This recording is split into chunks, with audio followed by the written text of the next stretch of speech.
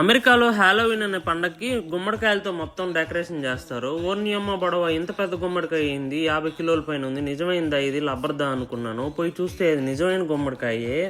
ఊర్లో మనం ఎట్ట బంతి పూలతో డెకరేషన్ చేసేస్తాం ఏదన్నా పండగ వచ్చినప్పుడు, వీళ్ళు కూడా ఇట్ట మొత్తం గుమ్మాలని ఇంటిని అన్నిటిని గుమ్మడికాయలతో డెకరేషన్ చేసేస్తారు. ఇదేందబ్బా ఈడు దెయ్యాల కొంపలోకి వచ్చి చాదస్త పాటలు ఆడుతున్నాడు అనుకునేరు. నేనైతే ఈ హాలోవీన్ పండక్కి వీళ్ళ ఇంటికి వచ్చాము. వీళ్ళ ఇంటి మొత్తాన్ని ఇట్లా దెయ్య బొమ్మలతో డెకరేషన్ చేస్తారు. ఈ డెకరేషన్ చేయడానికి దాదాపు 1 నెల పట్టిందంట. ఇట్ట పుర్రెలతో గుమ్మడికాయలతో హాలోవీన్ పండక్కి వీళ్ళు డెకరేషన్ చేసుకోవడం వీళ్ళ సాంప్రదాయం.